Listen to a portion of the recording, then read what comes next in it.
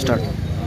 मी doctor विकास biker, नेतृत्व बुलढाणा या ठिकाणी काल मला प्राचार्य वाळ सरांशी जो श्री अंकुशराव बळगण यांनी असभ्य आणि अतिशय म्हणजे निषेध करणाऱ्या अशा व्यक्तीमध्ये त्यांच्याशी जे त्यांचं संभाषण झालं त्याचा सर्वात प्रथम मी निषेध व्यक्त करतो.